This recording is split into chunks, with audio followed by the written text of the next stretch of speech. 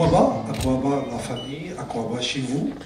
Je me présente, je suis Adil Hajiz, je suis un cloud architecte, responsable technique sur la région Nord-Ouest Africa.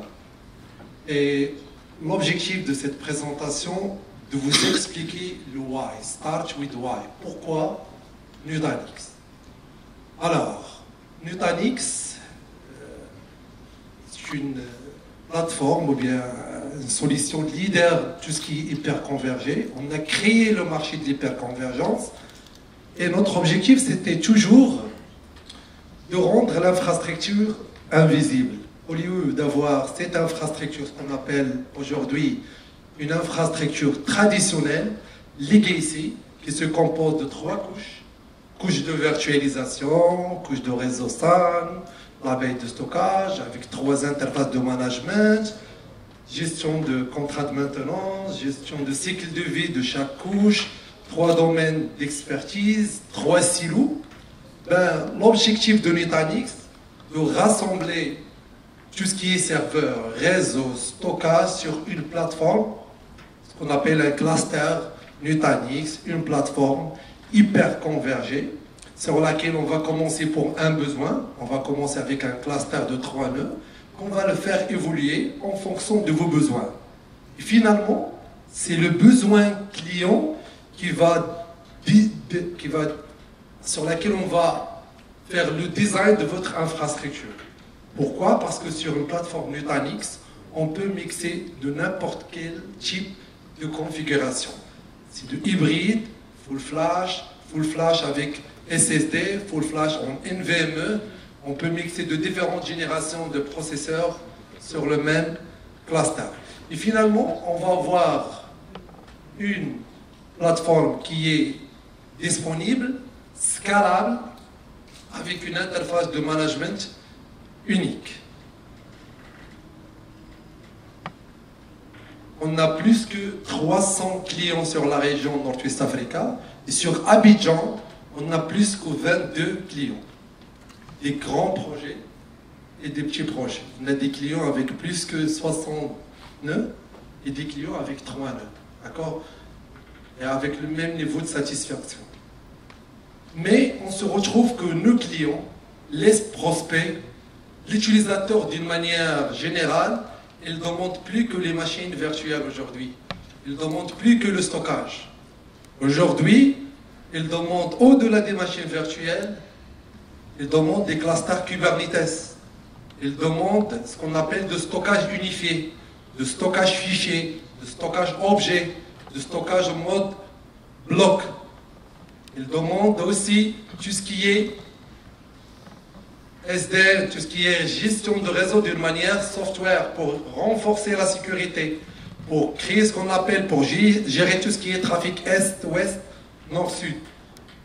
Ils demandent des services avancés de reprise d'activité, de base de données as a service, d'un portail de self-service.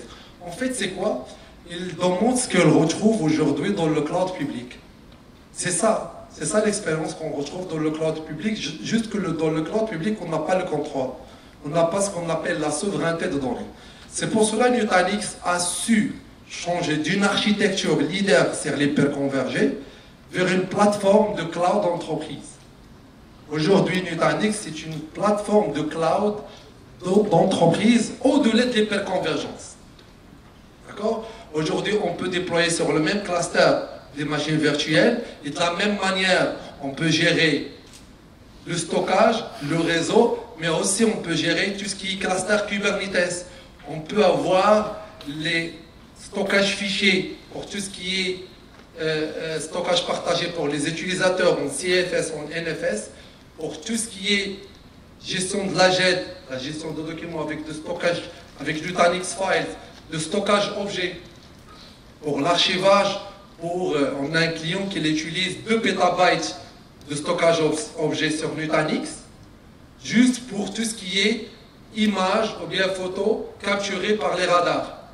Et comme ça, il a une plateforme qui va leur permettre de gérer les VM, mais aussi pour gérer le stockage objet, sans avoir une autre solution qui va gérer que le stockage objet. La même chose pour le stockage en mode bloc. On peut présenter le stockage au mode iSCSI à n'importe quelle machine virtuelle, même un serveur physique qui est à l'extérieur de la plateforme Nutanix.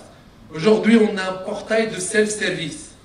D'accord? Vous avez plusieurs services, au lieu à chaque fois qu'il y a des demandes qui sont en répétition, ben, c'est l'utilisateur, il va se connecter, il veut consommer de la VM, il veut consommer l'application, il suffit juste de cliquer sur le marketplace et l'application va être déployée. Et bien sûr, le contrôle toujours est chez la DSI. C'est le DSI qui décide. Est-ce que j'approuve avec ce qu'on appelle le workflow ou non? Aujourd'hui, on peut déployer n'importe quelle base de données as a service.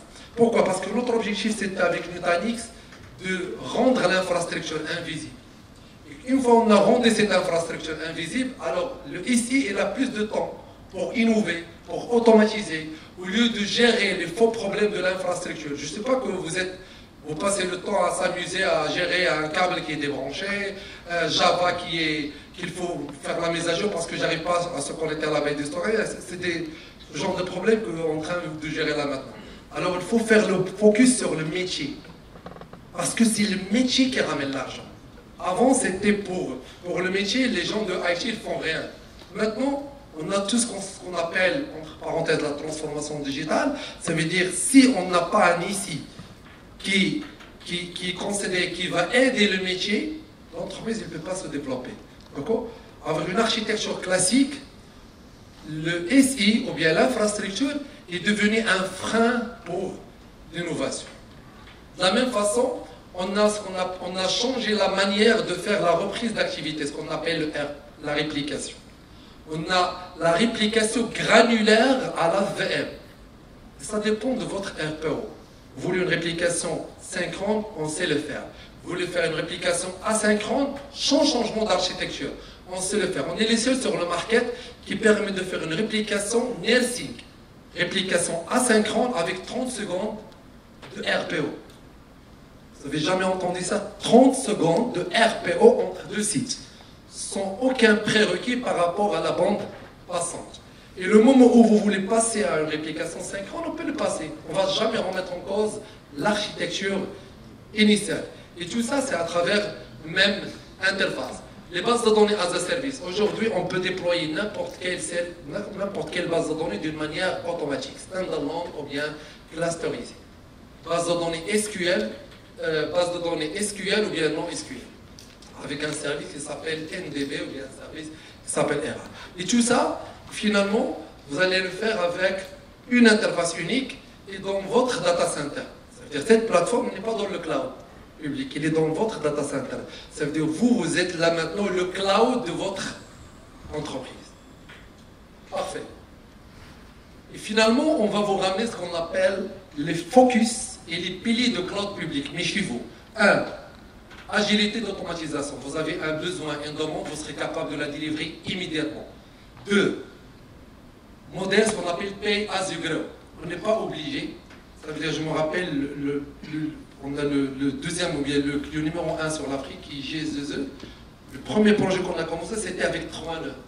On a demandé juste de clients, on teste sur un petit workflow. Ça veut dire juste arrêter d'investir sur tout ce qui est architecture traditionnelle. Et voilà, tester. On fait un petit workflow sur lequel on a testé. Après, on a vu la différence, l'expérience. Et on a commencé à faire quoi? On a arrêté d'investir sur le classique. Et en même temps, on a commencé à faire quoi? À faire évoluer, à faire ce qu'on appelle la scalabilité, tout ce qui est hyper-convergé. C'est-à-dire, quel que soit le projet, quelle que soit la taille, on est là, on s'adapte. Et ça, c'est ce qu'on appelle pay as you grow, sans remettre en cause quoi? L'investissement initial. Troisième point, et ça, c'est l'ADN du Nutanix. Peut-être tout le monde là sur la scène, ils vont te dire non, on sait faire l'automatisation, on a le même interface, machin. Mais il faut toujours poser la question sur le comment. Et ça, c'est l'ADN du Nutanix. Nous, notre ADN, c'est la simplicité. Et c'est des choses qu'on partage avec Veeam. D'accord? C'est pour cela qu'on a cette alliance avec eux. Parce que Veeam, c'est une solution leader, Nutanix, c'est une solution leader, mais on partage ce qu'on appelle la simplicité. C'est de faire les choses d'une manière simple. On ne complique pas la vie, parce que ce n'est pas ça l'objectif. L'objectif de faire le focus sur là qui va apporter la valeur. Qui apporte la valeur? C'est le métier. Et finalement, c'est l'innovation.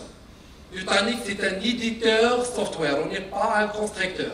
Ça veut dire d'une manière quand on dit mise à jour, ça veut dire qu'on va avoir de nouvelles fonctionnalités. Et ça, c'est à l'image de cloud public. Si vous vous connectez sur le catalogue de services de cloud public, vous allez trouver des services. Le lendemain, c'est des services qui s'ajoutent d'une manière transparente. Tous nos clients, 22 clients, ils le font de manière régulière, ils font ce qu'on appelle le one-click upgrade pour mettre à jour la plateforme avec une transparence totale et sans arrêt de service, et il va bénéficier de nouvelles fonctionnalités. On est multi-hyperviseur. On a, quel que soit l'hyperviseur, on a des clients qui ont de VMware sur Nutanix, de CXC, d'Hyper-V. On a la majorité qui utilise notre propre hyperviseur. Parce que pour nous, l'hyperviseur, ce n'est pas une couche à gérer. C'est une fonctionnalité. Est-ce qu'aujourd'hui, on pose la question sur quel hyperviseur qui tourne dans le cloud public? On ne demande jamais. On demande est-ce que la VM est disponible? Est-ce qu'il y a la migration? Est-ce qu'il y a le vMotion? Est-ce qu'il y a l'équilibrage de la charge? Il y a des fonctionnalités grâce d'entreprise. Les choses, elles sont déjà là avec notre propre hyperviseur, mais notre idée, c'est de rendre l'hyperviseur invisible. Ce n'est pas une couche à gérer. Et ça, on vous donne la liberté de choisir. La même chose par rapport à tout ce qui est containerisation, c'est des choses qui vont arriver demain, après-demain. L'essentiel, le jour où vous allez avoir ce qu'on appelle la containerisation, parce qu'aujourd'hui, il y a deux genres d'architecture d'applicatifs. Ce qu'on appelle l'applicatif monolithe et les applications microservices. Le jour où vous allez trouver le why de passer en microservice, vous ne faites pas des choses comme ça. Parce qu'il y a la tendance microservice, on fait le microservice. Non, il faut savoir, il faut commencer pourquoi on fait la microservice. Le jour où vous allez le faire, vous avez Nutanix, il y a un service, on a un service, il suffit juste de l'activer pour avoir un service qui va vous permettre de déployer ce genre d'applications, ce qu'on appelle les applications modernes. Et finalement, comme ça, et tout ça, ça va être à travers une interface. Imaginez d'avoir une interface unique. Pas besoin d'installer ni client lourd, c'est de l'HTML5, c'est distribué. Nutanix, c'est une architecture distribuée. Ça veut dire que le même service, ils sont distribués sur l'ensemble du cluster. Vous avez un cluster de 3 serveurs, 1000 serveurs, c'est le même service qui sont distribués pour assurer la résilience. Une interface en HTML5. Ça s'appelle Prism. Prism, c'est la vitrine qui va vous permettre d'activer des services en fonction de vos besoins, activer ou désactiver. C'est de la même interface qui va vous permettre de gérer le VM, done. Gérer le stockage, done. Réplication, done. Automatiser, stockage objet, Kubernetes, des clusters managés, tout ça à travers une interface avec un portail de self-service. C'est-à-dire même si vous avez une équipe, vous pouvez déléguer avec ce qu'on appelle le airbag qui fait quoi. D'accord? Même si on va faire la partie réseau et la partie sécurisation, mais maintenant vous allez tomber avec l'équipe réseau et te dire non, ça c'est pas ton périmètre. Ben, on va déléguer à l'équipe réseau de gérer cette partie-là qui fait partie de la partie de virtualisation. Et voilà. Et finalement, vous avez la liberté de choisir l'hyperviseur, la plateforme Nutanix hardware avec n'importe quel constructeur, une seule interface, une plateforme pour quel que soit le type de workload. Notre ADN, c'est la simplicité.